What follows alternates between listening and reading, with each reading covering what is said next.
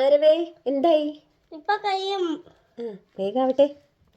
Actually എൻ്റെ ആരവിന് ചെറിയൊരു ഒരു കാര്യമുണ്ട് ആരവിനെ പറ്റി പറയാൻ. ആരവിന് മൊബൈലിനോട് കുറച്ച് അധികം ഇഷ്ടമാണ്. ആരവിന് മാത്രമായിരിക്കില്ലല്ലോ, എല്ലാ കുട്ടികൾക്കും മൊബൈലിനോട് ഇഷ്ടമുണ്ട്. എല്ലാ കുട്ടികളും മൊബൈലൊക്കെ യൂസ് ചെയ്യും. പക്ഷെ ആരവിന് എന്താ പ്രശ്നം അറിയോ? ആരവ് എന്ത് ചെയ്താലും അതിനകത്ത് ഭയങ്കര ഡീപ്ലി ഇൻവോൾവ് ആണ്. അപ്പോൾ മൊബൈൽ കണ്ടുകൊണ്ടിരിക്കുകയാണെങ്കിലും ഞാനത് വാങ്ങുമ്പം ആൾക്ക് വലിയ ബുദ്ധിമുട്ടാണ്. ആൾ കംപ്ലീറ്റ് ചെയ്യാൻ ഉദ്ദേശിച്ചത് കംപ്ലീറ്റ് ചെയ്യണ വരെ ആൾക്കത് കണ്ടുകൊണ്ടിരിക്കണം. അതിൻ്റെ ഇടയ്ക്ക് നിന്ന് വാങ്ങിച്ചു കഴിഞ്ഞാൽ പെട്ടെന്ന് ദേഷ്യം വരും. അപ്പോൾ ഞാനിങ്ങനെ ഓരോ ദിവസം ഓരോ എക്സ്പെരിമെൻ്റാണ്, എങ്ങനെ അതിൽ നിന്ന് മാറ്റിയെടുക്കാമെന്ന്. ചില ദിവസങ്ങളിൽ നമ്മൾ ടൈമറൊക്കെ പറഞ്ഞ് ടൈമറൊക്കെ സെറ്റ് ചെയ്യും. അപ്പോൾ ആ ടൈമർ ഇപ്പോൾ 2 മിനിറ്റ്സ് 3 മിനിറ്റ്സ് ഒക്കെ ടൈമർ സെറ്റ് ചെയ്താൽ ആ ടൈമിനുള്ളിൽ ആൾ ഉദ്ദേശിച്ച അത്രയും, ഇപ്പോൾ ഒരു ഗെയിം കാണുകയാണെങ്കിൽ അല്ലെങ്കിൽ ഗെയിം കളിക്കുകയാണെങ്കിൽ തീർന്നാൽ ഓക്കെയാണ്. തീർന്നില്ലെങ്കിൽ ആൾ ആ കറക്റ്റ് ടൈമിൽ തരാൻ പറയുമ്പോൾ നമ്മൾ 2 മിനിറ്റ്സ് 3 മിനിറ്റ്സ് എന്ന് പറഞ്ഞിട്ട് ചിലപ്പം നമ്മൾ ഭയങ്കരമായിട്ട് ദേഷ്യം പിടിപ്പിക്കും. ചിലപ്പോൾ ഞങ്ങൾ തമ്മിൽ നല്ല വഴക്കൊക്കെ ഉണ്ടാക്കും.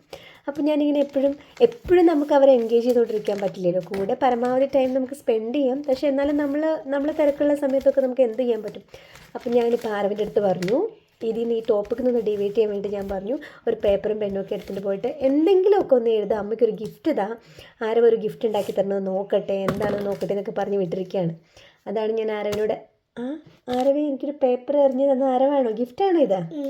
ആരവതാ വന്നിട്ടുണ്ട്, എനിക്കുള്ള ഗിഫ്റ്റ് ഒരു റോക്കറ്റാണ് തന്നിരിക്കണേന്ന് തോന്നുന്നു. എനിക്ക് റോക്കറ്റൊന്നും വേണ്ട, എനിക്ക് റോക്കറ്റ് പടത്താനുള്ള പ്രായമാണോ? റോക്കറ്റാണോ എനിക്ക് ഗിഫ്റ്റ്? ഓപ്പൺ ചെയ്യുന്നുണ്ടല്ലോ റോക്കറ്റ്. എന്താണ് അതിനകത്ത് എഴുതിയിട്ട്? എന്താണത്?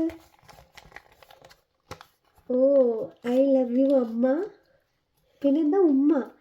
ഓ, ഇത്രയും നല്ല ഗിഫ്റ്റോ! ദിസ് ഇസ് ദ ബെസ്റ്റ് ഗിഫ്റ്റാണ് അല്ലേ അമ്മയ്ക്ക് തന്നിട്ടുള്ളത്.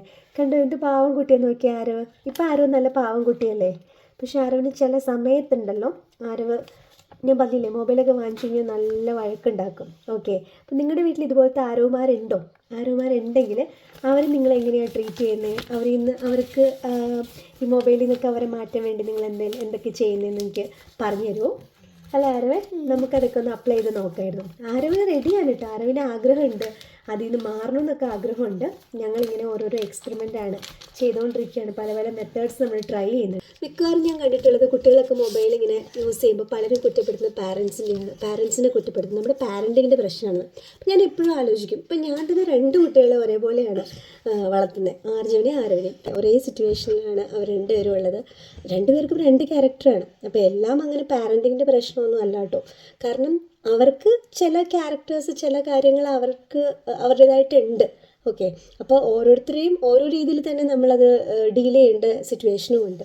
ഇന്നെനിക്ക് തോന്നി ഇത് നമുക്കൊന്ന് ഷെയർ ചെയ്യാം, ഈ ഒരു വിഷയം. അപ്പം എൻ്റെ ആരവിനെ പോലത്തെ ആരവുമാരുള്ള അമ്മമാരും അച്ഛന്മാരും ഒക്കെ ഉണ്ടെങ്കിൽ, അല്ലെങ്കിൽ നിങ്ങൾക്ക് അറിയാവുന്നവരുണ്ടെങ്കിൽ, നിങ്ങൾക്ക് എന്തെങ്കിലുമൊക്കെ ഇതേപോലെ ഷെയർ ചെയ്യാനുണ്ടെങ്കിൽ ഷെയർ ചെയ്യുമല്ലോ എന്നൊക്കെ വിചാരിച്ചു.